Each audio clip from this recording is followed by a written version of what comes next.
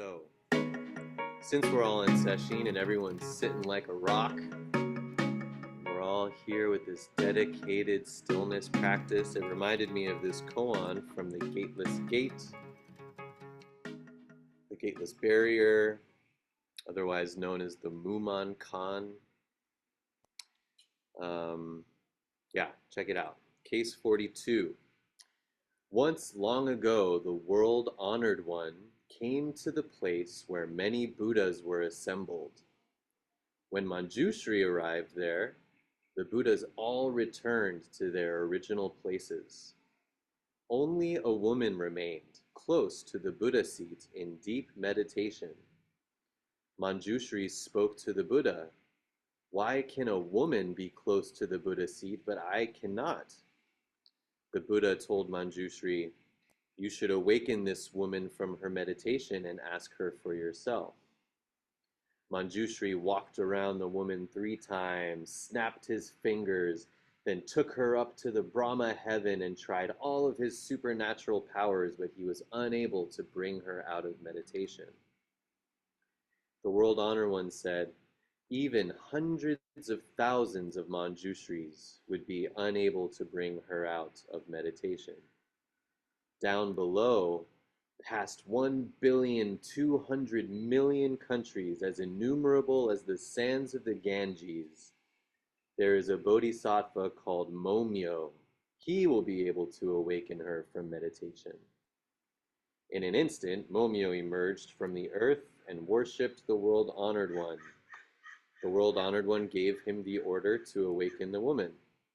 Momyo then walked to the woman, snapped his fingers only once, and at this, the woman came out of her meditation.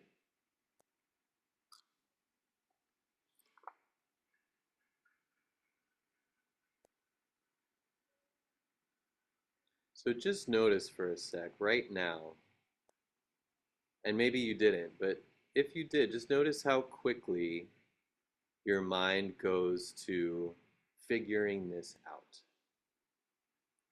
Well, because she's in this, and because he's the, and that it means that it's the absolute awakening, and so, but if because he was, just notice how your mind goes there.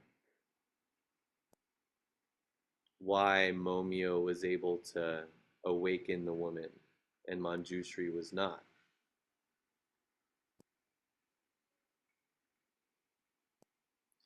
Figure it out.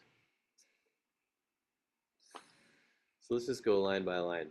So once long ago, and this is just, a fable, the world-honored one, which is Shakyamuni Buddha, came to the place where many Buddhas were assembled.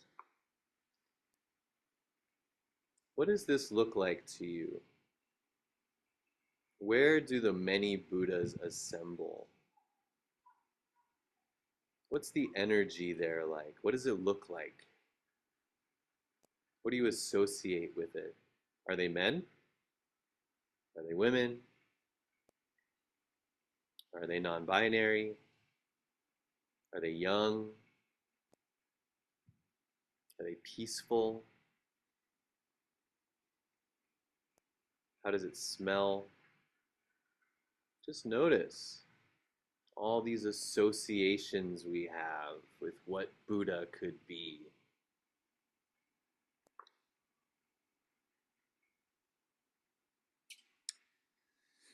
When Manjushri arrived there, and the deal is that this party of Buddhas, Manjushri was not invited. That's kind of the backstory of this fable. Manjushri couldn't come. And Manjushri is this guy here on our altar. That's Manjushri. He is the bodhisattva of wisdom. He's like the guy, or the person, I should say. They're the person. The teacher. He's the teacher of the Buddhas. In some contexts, that's how they talk about him. So Manjushri is like major player, super important. But he's not invited. But he comes anyway. Eventually, I guess he's allowed in or whatever. And so he goes to this Buddha place. And as soon as he gets there, all the Buddhas leave, and go back to where they came from. This is the next important question. Where do the Buddhas come from? Or it says they return to their original places. Where does Buddha originate from?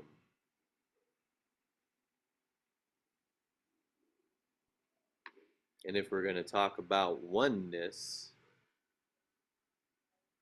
could it possibly be some other place? So why would that be? How come when Manjushri, the great teacher of all the Buddhas, as soon as he gets to the party, all the Buddhas decide to bounce out? Why? What's that saying? And how does that feel for your sesshin? Are you trying to get to the Buddha place right now? Is that why you're here? So they all leave, and only a woman remained. And, we kind of have to deign to put ourselves in the context of this time period where women are considered defiled, unworthy of spirituality, lesser, all of that gross stuff. So we can maybe say not woman, but maybe we can say Donald Trump or, anyone defiled and sadistic and awful is sitting right there next to the Buddha. I'm sorry, I take that back. We are a religious nonprofit. We do not have political affiliations. So whoever that is for you, um, could be Kamala Harris.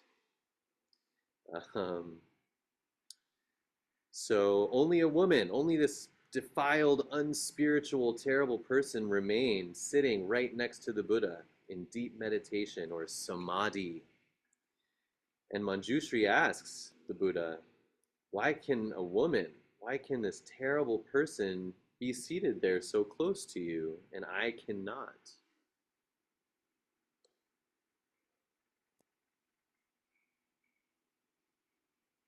Why can't we be right next to the Buddha? Why can we be? Right? All these koans are asking us to embody each of these characters. So for you, when are you sitting close to the Buddha? And when do you feel like I just can't get there? Why can't I get there? What's wrong with me? What's wrong with you? Why won't you let me there? And so the Buddha says, well, why don't you awaken her and ask her for yourself?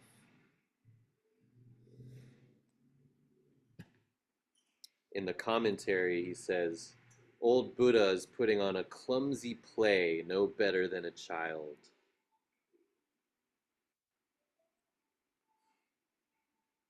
He's playing with us. And that's what this is, as serious as we are, sitting so hard. All of this, the bowing and the robes and the candle and the statues and the koans, it's just a play. It's a farce to help us to awaken. Because unfortunately, we need one. So Manjushri circles her and snaps his fingers and takes her up to heaven and uses all of his supernatural powers and lightning and thunder, just all the magic stuff you can imagine. And she is just resolute, unable to be. It's interesting, he uses the word awakened from her meditation. Samadhi, total oneness, completely immersed in just this. And here's a whole other slew of questions. Is she in a good place? Is this a positive thing? She cannot be moved. Like that famous Zen saying, if you hear your name called, can you not react? totally just 100% single pointed concentration. Is that a good thing? Strong meditation. Good for her. Is that a bad thing? We talk about being stuck in oneness, stuck in samadhi, stuck in the absolute.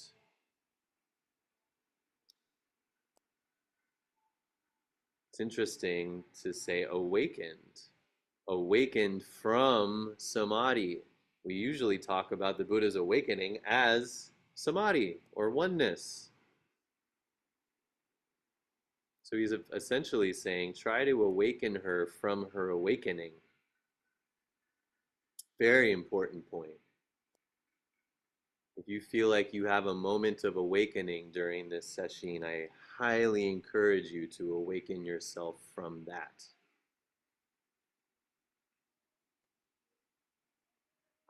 Very important.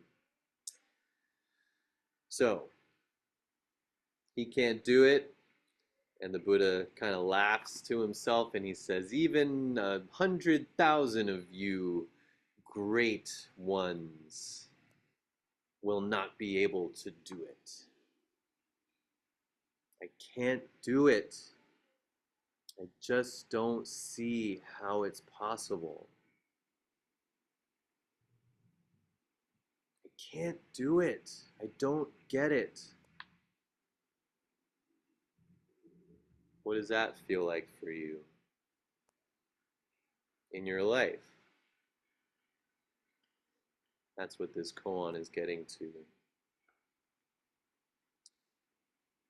And let that come up. Use session. Use this opportunity to really look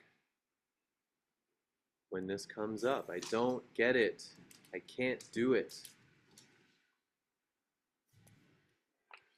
So then the Buddha says, down below, past 1,200,000,000 countries as innumerable as the sands of the Ganges, there is a bodhisattva called Momyo. Yeah, so down below, past what? This place of the Buddhas. Right? That's where he's pointing to. This place so far from this Buddha place. Where's that? What could be so far from the Buddha's place? When I'm lost in depression and jealousy and hate and frustration, how many lands and countries am I really from the Buddha place? What does that feel like? I'm so far from where I need to be.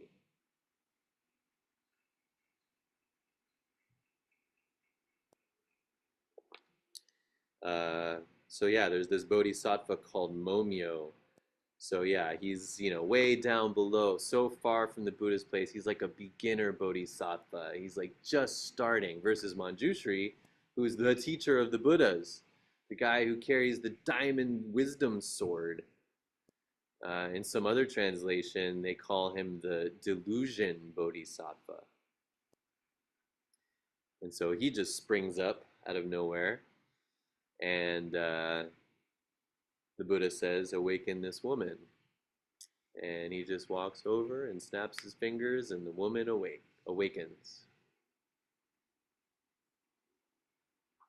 So yeah, the main question of this koan, well, I can't say that, but obviously this koan is pointing to why was Momyo, the delusion bodhisattva, this guy from so many worlds far away from the Buddha land, why was he able to carry out the Buddha's command? And Manjushri, the great bodhisattva who taught all of the Buddhas, unable to.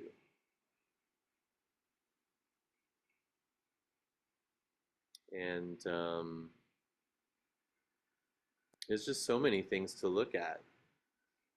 And notice, who do you relate to in this story? Are you the lowly peasant bodhisattva who's just starting out? Are you Manjushri, the great wise teacher of the Buddhas? Are you the Buddha? Making a play to help people wake up? Are you the woman, totally lost, dropping off your entire self in resolute samadhi? Are you the other Buddhas who return to their place of origin?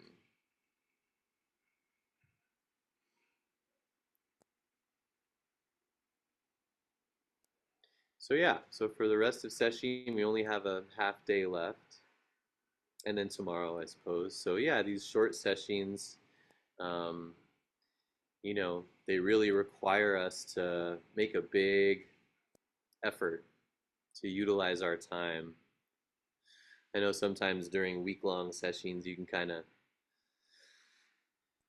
I don't know, doesn't really matter either way. One day, 20 days, half a day. Take advantage of every moment you're here and really allow yourself to be Manjushri. Why don't I see it? Why don't I get it? This doesn't make any sense. That's what I wanted to say. We're so built and conditioned and live in this world where we can spend so much time figuring things out, using measurements, using evidence, using skills to put things in order, figure them out, explain them. And this koan, and more importantly, the practice of sesshin, is a rare, unique opportunity to put that aside. That same brain or mind or whatever that we use to try to figure things out is the reason the Buddha says we suffer. That's why we suffer. We want to get it. We want things to make sense. We want good people to get good things and bad people to get bad things. When I put in the effort, I want to get the promotion, not that other person who's not worthy, fucks up all the time. Why do they get the promotion? It doesn't make any sense. And the practice of letting go of that and really going deeper into the feeling, the experience of, I don't get it. Just that. Why can't I blank? How come so and not so and so? Just feel that. Let that be. Let that exhaust itself. And put all of that drive to figure it out, put it in terms that make sense of it all. Let that go.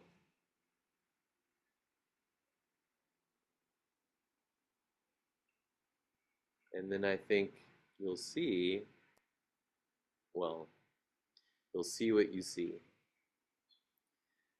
Anyway, give yourself permission to let that mind go and just be with this.